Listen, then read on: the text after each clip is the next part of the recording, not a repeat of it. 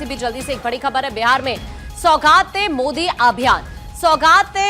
अभियान चलाएगी बीजेपी। मुस्लिम वोटर्स के बीच बीजेपी जाएगी। 32,000 बीजेपी पदाधिकारी 32,000 मस्जिदों में जाएंगे।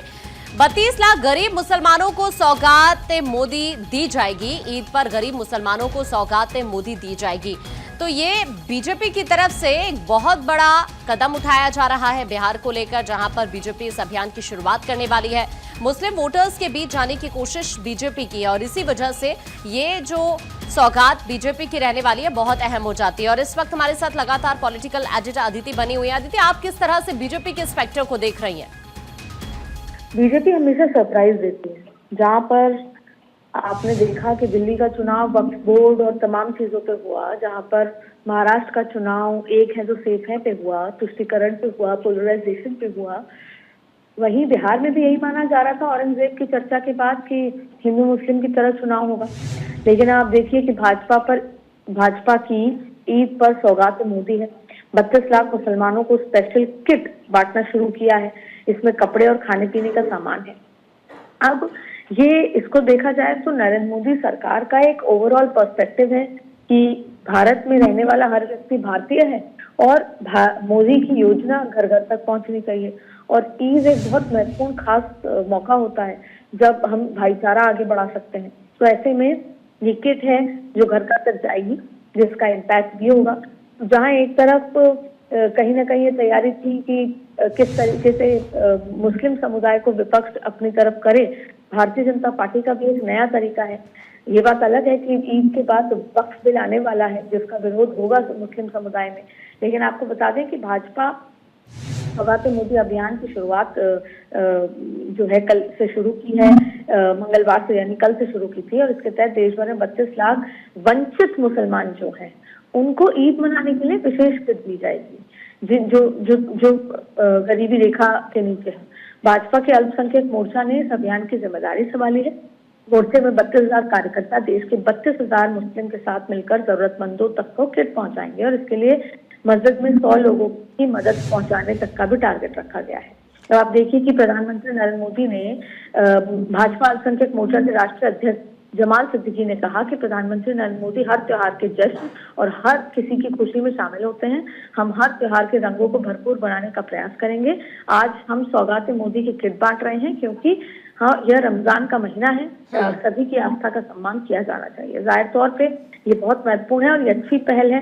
अब आप देखिए कि जैसा मैंने बताया कि किस तरीके से अल्पसंख्यक मोर्चा के राष्ट्रीय मीडिया प्रभारी यासिर जिलानी हैं और ये तमाम लोग इस तैयारी में लग चुके हैं। और ऐसे में विपक्ष भी राजनीति शुरू कर रही है कि रिजल्ट परिवर्तन कैसे। और पप्पू यादव ने पूछा, रंजीत रंजन ने पूछा, अखिलेश यादव ने पूछा, कीर्ति आजाद ने पूछा, इमरान मसूद ने पूछा, सभी ने तमाम तरीके के सवाल यहाँ पर पूछे। इस पर राजनीति तेज होगी। बिहार चुनाव अभी करीब 6 से 7 महीने दूर है और चुनाव के लिए सियासी चौसर अभी से तैयार है। शतरंज की बिसात पर अभी से राजनीतिक दल अपनी अपनी गोटियां सेट कर रहे हैं, अपनी अपनी चाल चल रहे हैं और सभी दल अपने अपने हिसाब से रणनीति बना रहे हैं ताकि जब परिणाम आए तो उनकी झोली में ज्यादा से ज्यादा सीटें रहें। और जनता को लुभाने के लिए तमाम राजनीतिक पार्टियां एक्शन में हैं, अपनी तरफ से लगातार कवायद कर रही हैं। वैसे रमजान का महीना भी चल रहा है, ऐसे में बीजेपी इस रमजान महीने में मुस्लिम वोटर्स को साधने में जुट गई है। ईद के मौके पर बीजेपी ने सौगात-ए-मोदी कैंपेन की शुरुआत की है। बिहार में जब सभी दल इफ्तार का आयोजन करने में जुटे हैं, इफ्तार पार्टी दे रहे हैं, उस दौरान बीजेपी की तरफ से एक अलग कोशिश की गई, एक अलग प्रयास किया गया। भारतीय जनता पार्टी ने सौगात-ए-मोदी अभियान की घोषणा की है। लेकिन सौगात-ए-मोदी है क्या, ये समझिए। इसका मकसद है मुस्लिम समुदाय के बीच कल्याणकारी योजनाओं को बढ़ावा देना, बीजेपी के लिए राजनीतिक समर्थन जुटाना। देश भर के 32 लाख गरीब मुसलमानों को ईद के मौके पर सौगात-ए-मोदी किट देने की शुरुआत की गई है।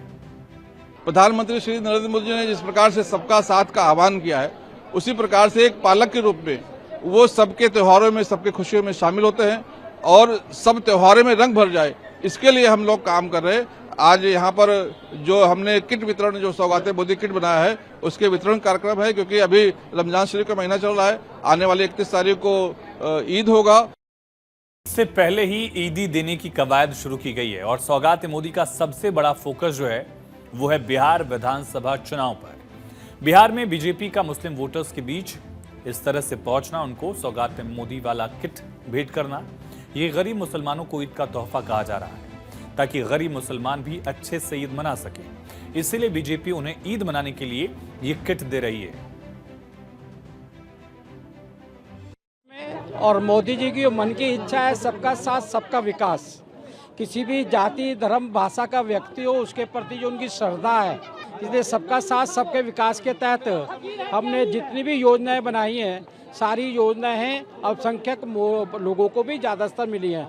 जब हम गंगा जमुना तहजीब की बात करते हैं, जब हम भाईचारे की बात करते हैं, जब हम हर धर्म की तहजीब और ढंग से उसका सम्मान करेंगे तो देश मजबूत होगा। सौगात है मोदी, ये कोई पहली दफ़ा नहीं है जो मोदी जी सौगात लेकर आई हैं हमारे देश के मुसलमानों के लिए और माइनॉरिटीज़ के लिए। हमारे लिए सौगात तब भी आई थी जब मोदी जी ने ट्रिपल तलाक की लड़ाई में अपनी बहनों, बेटियों और माताओं के साथ में उस लड़ाई में हमारा समर्थन किया था। सौगात तब भी थी जब उन्होंने देशवासियों के लिए एक कार्य ऐसा किया था कि उन्होंने 370 हटा दिया था। सौगात हमारे लिए तब भी था जब उन्होंने बहनों को, माताओं को, बेटियों को आरक्षण के तोहफे दिए थे। आज अगर मोदी जी सौगात दे रहे हैं और वो सौगात हम सबको ईद के मौके पे मिल रहा है, तो हमें उनका हार्दिक अभिनंदन करना चाहिए। प्रधानमंत्री नरेंद्र मोदी हमेशा सबका साथ, सबका विकास, सबका विश्वास की बात करते रहे हैं और सभी धर्मों के लोगों को साथ लेकर चलते हैं। पीएम मोदी जानते हैं देश को विकसित बनाना है तो सभी का विकास होना जरूरी है और यही वजह है कि पीएम मोदी सभी धर्म के लोगों को आगे बढ़ाने में भी लगे हैं और जिस धर्म में गरीब लोग जो हैं वो अपना त्योहार अच्छे से मना सकें, इसके लिए पीएम मोदी हमेशा कोशिश करते रहे हैं। और अब ईद के मौके पर सौगात मोदी किट के जरिए पीएम मोदी ने समाज में एक अच्छा संदेश देने की कोशिश भी की है। ईद के साथ गुड फ्राइडे, ईस्टर, नवरोज और भारतीय नववर्ष के मौके पर ऐसे जरूरतमंद लोगों को, गरीब लोगों को सौगात मोदी किट दी जाएगी। इस किट में वो जरूरी चीजें हैं जिसका इस्तेमाल कर गरीब मुसलमान अपनी ईद बना सकते हैं, क्रिश्चियंस अपना गुड फ्राइडे का त्यौहार मना सकते हैं, इसी तरह से अपना अपना त्यौहार गरीब लोग मना पाएंगे। सौगात मोदी है क्या? एक अभियान है, बीजेपी का कैंपेन है। इसका मकसद है मुस्लिम समुदाय के बीच कल्याणकारी योजनाओं को बढ़ावा देना। ये अभियान इसलिए भी खास है क्योंकि रमजान और ईद जैसे अवसरों पर केंद्रित है।